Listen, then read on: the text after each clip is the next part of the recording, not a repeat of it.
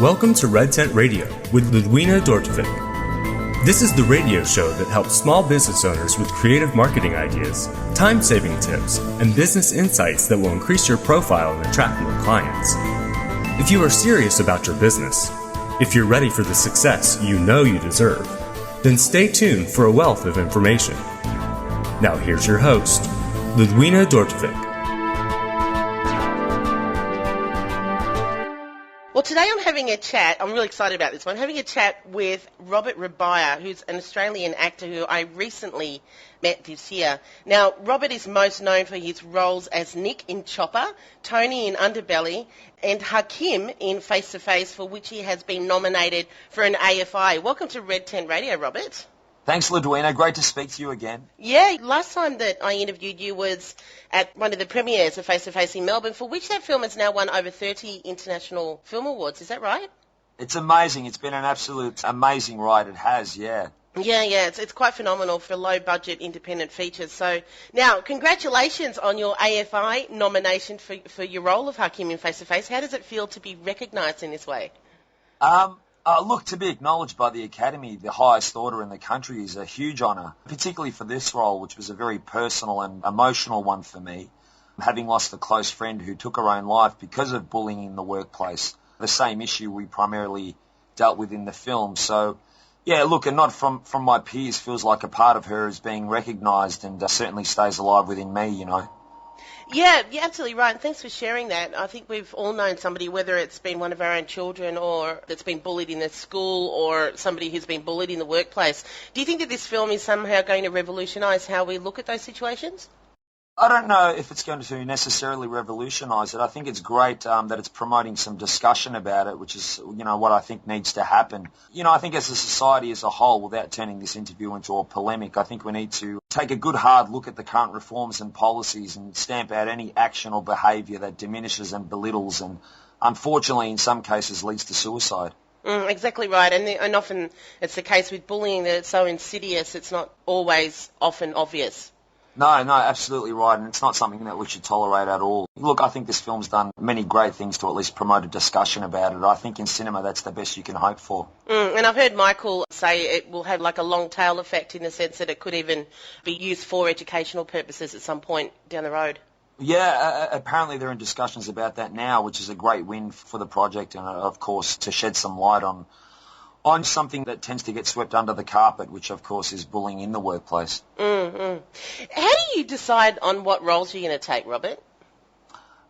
Look, for me, it always comes down to the script. You know, I've been doing this for 16, 17 years, and you tend to get quite a nose for a good script or a bad script. The fact that David Williamson was on the title page for this particular script is certainly not a bad thing. Yeah, David Williamson is an acclaimed Australian writer.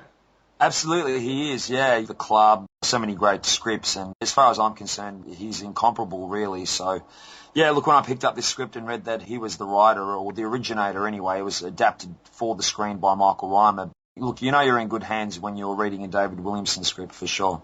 So you say you've been an actor for 16, 17 years. Did you always know you wanted to be an actor?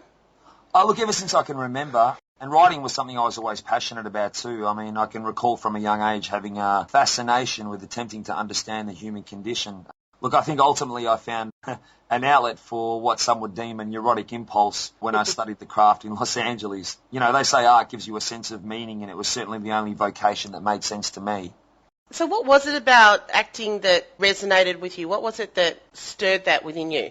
Oh, look, so many things, you know. Challenging conventional views of reality, losing one's identity in order to think and feel like the character, commuting on an emotional plane, the camaraderie and excitement on set. But look, ultimately I think one of the biggest responsibilities as an artist is to create some kind of healing within your work, both internally and externally. Oh, it's nice. I've never heard it quite put like that before. It's certainly how I feel about it anyway. And I can certainly see that in your role with Hakim as well. So let's talk about acting as a form of self-employment, because majority of the people who are listening to this are self-employed, have their own business, small or home-based, or artists, as you are. How is it that you think an artist goes from being an artist to then turning that into a really good living, actually monetising it. What do you think are the steps? Because there's some artists, you know, the term the starving artist, they think, well, you know, nobody's ever going to buy my art or recognise my craft. So what is it that brings a person like yourself from that place of being the actor to then actually making a living out of it? You're talking about the business side of things? Yeah. Well, look, you know, when you have great people around you, it tends to flow, but sometimes, unfortunately, that's not the case, and you have to have a plan, really. Dreaming's great, but a specific vision is better. I guess I was fortunate enough to have some good teachers early in my career who taught me the importance of dedicating some time each week to admin work, proactive career administration, things like being knowledgeable about what parts are being cast for, having a good relationship with your agent, contacting influential people who can move your career forward, meeting with people who might be a future connection for you, and so on. Networking would actually be a huge part of that process for you, wouldn't it? Absolutely, yeah, for sure. Okay, so what kind of places does an actor network at? For us, I guess in the business-to-business service or things like that, we go to actual business networking events. But where does an actor go to network?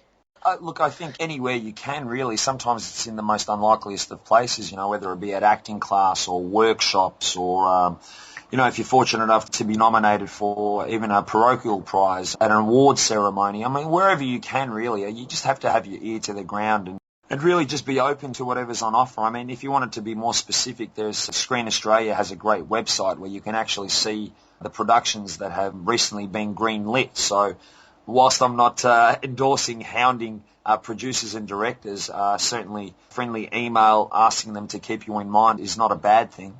Now, you mentioned before about being proactive. I think that's an important key for regardless of what industry that you're in, because I truly believe it's the people who put themselves in front of the influencers, the people that can make the decisions about your career. I think that's a really vital component to have. What do you think?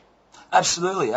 Look, I think there are plenty of bad actors out there pounding the pavement and wasting the opportunities they generate, while too many good actors who simply don't know how to get a job or to at least take some action to make it more likely. Yeah, look, I agree with you, Ludwina. I think the marketing aspect of oneself and their talent in order to get work is part of the canvas. So it's certainly something I subscribe to. And I think you just got to sort of get over yourself sometimes too with that, don't you? I mean, you really do have to put yourself out there. It's not just having the privilege of being able to do what you love. It's also being able to sell yourself. Yeah, for sure. And look, you know, let's not detract from the fact that whilst we're not performing brain surgery or saving lives in this profession, it certainly is hard in the aspect that you're dealing with a constant flurry of rejection.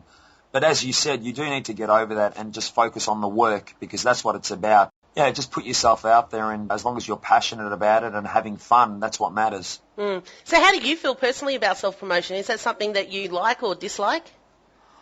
Is it something I like or dislike? Look, it's not something I necessarily like. I'd rather be on set or stage working, but, you know, as we spoke about, it's all part of the business, so it's one of those necessary evils that just has to be done. Definitely.